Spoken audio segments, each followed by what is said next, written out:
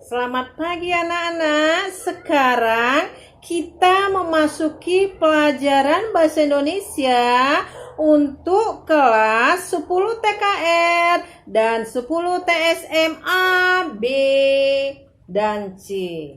Masih KD 39, yaitu pertemuan terakhir, yaitu pertemuan ketiga tentang materi pelajaran kita masih tentang fiksi dan non-fiksi, ya. Pembahasan kita adalah mengenai non-fiksi. Oke?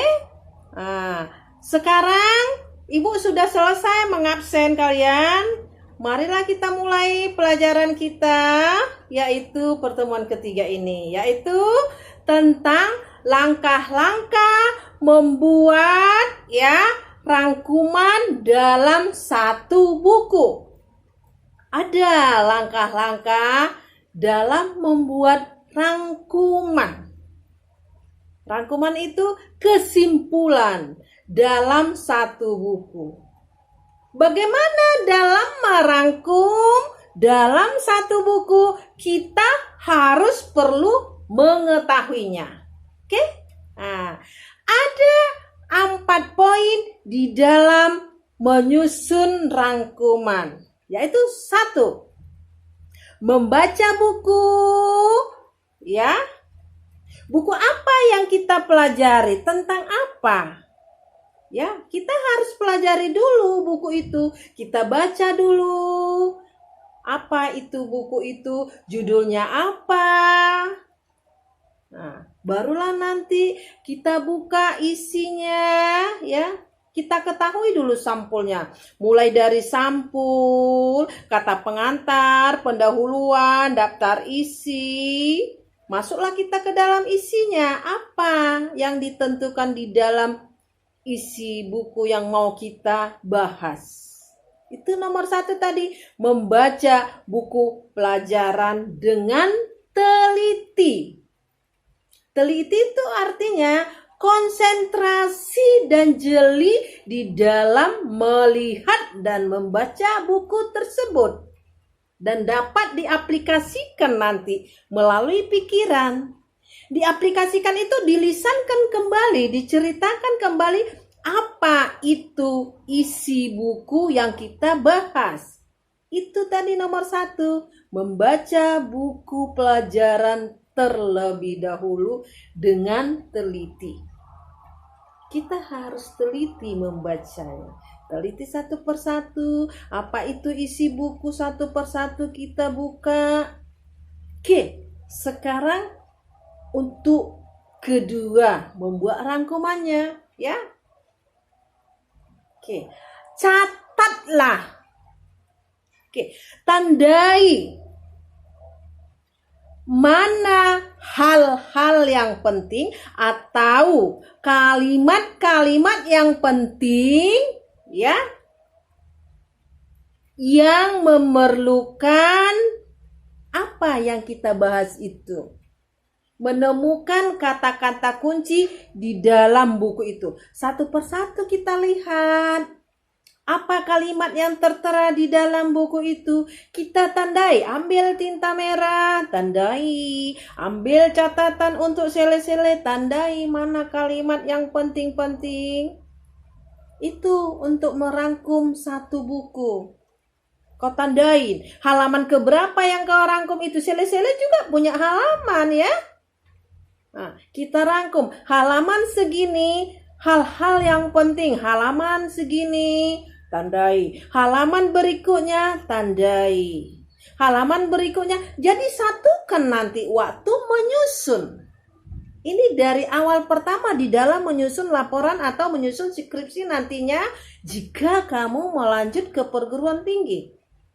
Yang ketiga, ya, urutkan kalimat-kalimat penting, ya, sesuai dengan urutan buku pelajaran. Ya, garis bawahi. Mana kata yang penting? Sama tadi seperti Ibu jelaskan yang nomor 2 itu. Catat dan tandai melalui pulpen warna merah. Warna lain juga boleh pulpen, tandai. Nah, tetapi bukan semua buku pelajaran itu bisa ditandai. Bisa buku itu tidak boleh dicoret-coret. Tetapi kamu boleh coret melalui buku buram kalian, catatan. Oh, ini kalimat hal yang penting. Itulah maksudnya nomor 3 tadi. Urutkanlah kalimat-kalimat penting sesuai dengan urutan di buku pelajaran. Garis bawahi kata-kata yang penting. Ke garis bawahi. Mana kalimat yang penting? Mana kata yang penting? Halaman berapa yang penting? Nanti membacanya, luangkan waktumu untuk membaca. Bukan seperti zaman sekarang malas membaca. Ingat untuk mencapai prestasi belajar yang lebih tinggi, kita harus lebih banyak membaca. Oke, yang terakhir untuk membuat rangkuman itu adalah gunakan bahasa sendiri yang mudah dimengerti. Itulah tadi, melalui catatan burammu, tadi kalimat-kalimat yang penting, itu kau susun berdasarkan bahasamu. Bukan bahasa dialek, bukan bahasa gaul sekarang, tidak. Berdasarkan bahasa-bahasa ilmiah sesuai dengan isi pelajaran yang kamu catat tadi. Kau susun dengan bahasa yang rapi, secara logis dan benar. Tidak menggunakan bahasa-bahasa gaul. Itu cara merangkum satu buku, ada 4 poin tadi. Oke? Udah Ibu jelaskan ya. Dah. Sekarang kita masuki kembali. Menyusun ikhtisar dari 2 buku non-fiksi. Oke, tadi yang pertama 1 buku. Sekarang adalah menyusun 2 buku non-fiksi. Tadi sudah Ibu jelaskan. Apa itu non-fiksi? Nanti sekarang kita masuki menyusun ikhtisar dari 2 buku non-fiksi. Ada 4 juga poinnya. Membaca cerita itu, ingat, non-fiksi itu adalah berbentuk cerita. Sedangkan itu tadi fiksi adalah buku. Ya, semua buku memang. Ini ya, menyusun ikhtisar dari 2 buku non-fiksi, poinnya ada 4 juga. 1, membaca cerita yang ditentukan. Guru itu menentukan ceritanya. Kau baca buku cerita tentang roman kah, tentang novel kah, tentang cerpen kah? Guru itu memberikan suatu cerita, itu yang kamu baca terlebih dahulu. Membaca cerita yang telah ditentukan. Itu nomor 1. Nomor 2, mencari ide pokok atau gagasan pokok. Tahu artinya nak? Ide pokok dan gagasan pokok. Menceritakan apa buku itu? Itulah ide pokok. Apa gambaran dari keseluruhannya? Kalau dicari keseluruhannya. Tetapi kalau dicari keseluruhan dalam setiap paragraf, itu tergantung guru yang menjelaskan. Ini mencari ide pokok dalam 1 buku atau 2 buku. Apa ide pokok yang dijabarkan di dalam buku itu? Apa gagasan pokoknya di dalam buku itu? Beda mencari gagasan pokok berdasarkan alinea. Kalau alinea demi alinea kita baca, itu beda lagi fungsinya. Tetapi kalau kita baca di dalam 1 buku, ya, 1 buku ini kita baca, itu kita cari apa itu gagasan pokoknya, itu harus kita baca keseluruhan. Nah, itu yang ketiga.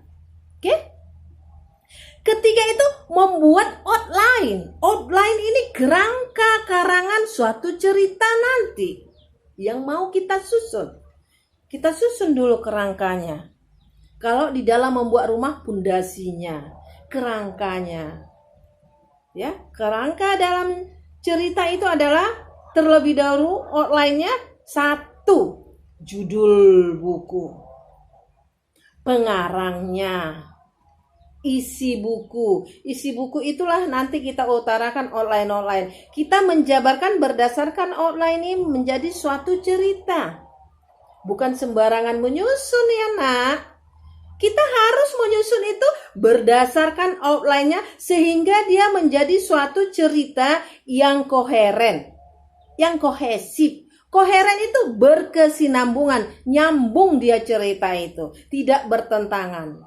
Kohesif itu terpadu. Dia berdasarkan kalimat-kalimat yang membangun. Kalimat-kalimat yang benar dan logis berdasarkan EYD, ejaan yang disempurnakan. Itu berdasarkan outline kita. Ya. Nah, baru yaitu keempat, menyusun cerita dengan bahasa sendiri tanpa mengubah isi cerita itu. Itu tadi, outline cerita itu. Sesudah ada outline itu, kita susunlah suatu cerita. Makanya ini perlu konsentrasi di dalam membaca terlebih dahulu. Kita catat hal-hal yang penting, kita lihat apa ide pokoknya dan gagasan pokoknya, baru kita buat outline-nya, kerangka cerita, baru kita satukanlah outline itu menjadi suatu cerita yang koheren berdasarkan sile-sile dulu. Baru kesimpulannya kita tulislah menurut cerita itu apa isi yang ditentukan, kita susunlah dengan rapi. Baru setelah kita susun secara manual, yaitu kamu tulis, boleh diketik menjadi suatu buku nantinya.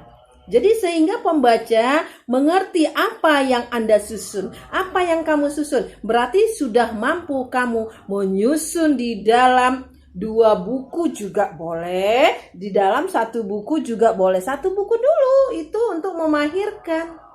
Ya, supaya mahir kita 1 buku dulu Anda baca. Itu. Oke? Itulah menyusun suatu cerita. Oke, itu pertemuan kita. Makanya tugas yang Ibu kasih tadi yaitu tentang cerita hikayat itu, ya, Bayan Budiman itu kamu susun. Itu dulu contoh yang lebih kecil, suatu ceritanya. Contoh kecil itu.